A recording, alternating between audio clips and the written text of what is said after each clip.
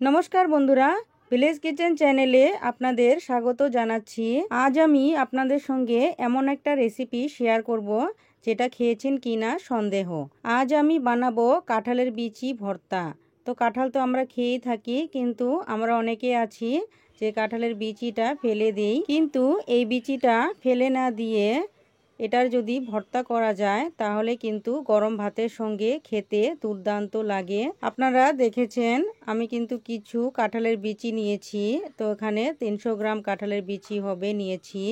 তো এবার বিচিটা দুভাগ করে কেটে নিয়ে ছালটা ফেলে দিয়ে সিদ্ধ বসাবো। তার জন্য কড়াই বসিয়ে দিলাম আর তাতে পরিমাণ মতো জল দিয়ে দিচ্ছি। তো বেশিক্ষণ লাগবে না, মোটামুটি 15 থেকে 20 মিনিট সিদ্ধ করে নিলেই কিন্তু খুব ভালোভাবে সেদ্ধটা হয়ে যাবে। তো দিয়ে দিলাম কাঁঠালের বিচি আর সাথে দিয়ে দিলাম 1 চামচ নুন আর 1 চামচ হলুদের গুঁড়ো। এতে যে আঠালো ভাব থাকে বিচিতে সেটা একদম পরিপূর্ণভাবে চলে যাবে। তো বন্ধুরা 20 মিনিট হয়ে গেছে। তো ঢাকনাটা খুলে কাঁঠালের বিচিটা নামিয়ে নিচ্ছি। বন্ধুরা ভিডিওটি স্কিপ না করে কিন্তু পুরোপুরি দেখবেন। এই বিচি ভর্তাতে এমন এমন ইনগ্রেডিয়েন্টস অ্যাড করব যেটা এই ভর্তার দ্বিগুণ স্বাদ বাড়িয়ে দেবে। আর বন্ধুরা এই রেসিপিটা গরম ভাতের সঙ্গে খুবই টেস্টি লাগে। তো বিশ্বাস করবেন না, একবার বানিয়ে দেখবেন আর খেয়ে দেখবেন যে এই বিচি ভর্তার কতটা স্বাদ।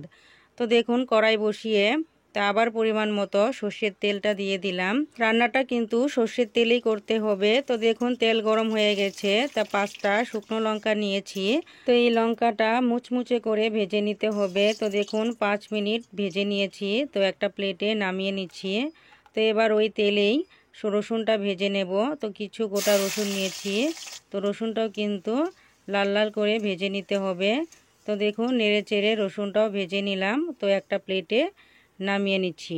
বন্ধুরা রসুনটা কিন্তু অপশনাল, আপনারা যদি না খান তাহলে কিন্তু নাও দিতে পারেন।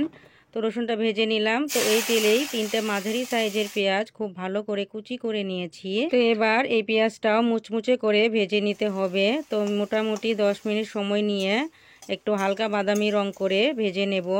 তো দেখুন ভাজা হয়ে গেছে। তো এবার এটাও নামিয়ে নিচ্ছি। বন্ধুরা পেঁয়াজটা কিন্তু এভাবে করেই ভেজে নিতে হবে। তো বেরেস্তার মতো করে ভেজে নিলাম, অ্যাকচুয়ালি এটা বেরেস্তাই। তো দেখুন তো বেরেস্তাটাই নামিয়ে নিলাম।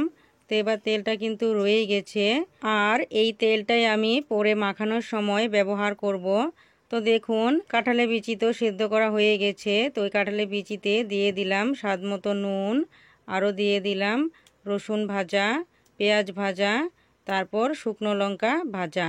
তো শুকনো লঙ্কার বোটাটা কিন্তু আমি রেখে দিয়েছি, ওভাবেই ভেজে নিয়েছি। এতে শুকনো লঙ্কাটা মুচমুচে থাকে তার জন্যেই।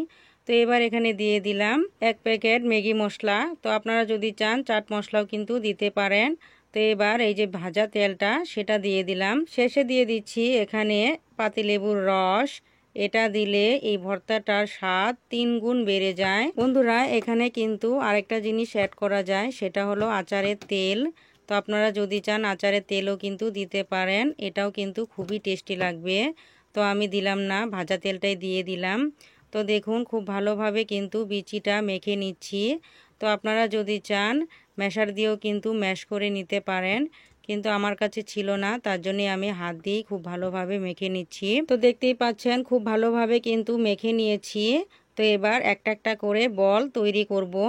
তো দেখুন খুব সুন্দরভাবে কিন্তু বলটা বানিয়ে নিতে হবে, এতে কিন্তু দেখতেও সুন্দর লাগবে। বন্ধুরা আপনাদের এই রেসিপিটা কেমন লেগেছে অবশ্যই কিন্তু কমেন্টে জানাবেন। আর যদি ভালো লেগে থাকে তাহলে আপনাদের প্রিয়জনের কাছে কিন্তু অবশ্যই শেয়ার করে দিবেন। আর হ্যাঁ, আপনারা যারা আমার চ্যানেলে নতুন এসেছেন অবশ্যই কিন্তু চ্যানেলটি সাবস্ক্রাইব করে নিন।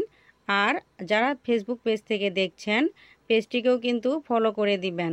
আমি জানি আপনাদের এই রেসিপিটা দেখে কিন্তু জিভে জল এসে গেল যে কখন বানাবেন আর কখন খাবেন। বন্ধুরা বিশ্বাস করবেন না, আমি যখন এই বিচি ভর্তাটা গরম ভাতের সঙ্গে খেয়েছি খুবই টেস্টি লাগছে খেতে, পাতে আর কোনো কিছুই লাগেনি, এটি দিয়েই খেয়ে নিচ্ছি সব ভাত। তো আপনারাও কিন্তু বাড়িতে অবশ্যই বানিয়ে খাবেন। তো ফিরে আসছি আরেকটা নতুন রেসিপি নিয়ে নতুন একটা দিনে। তো আজকের মতো রাখি, টাটা।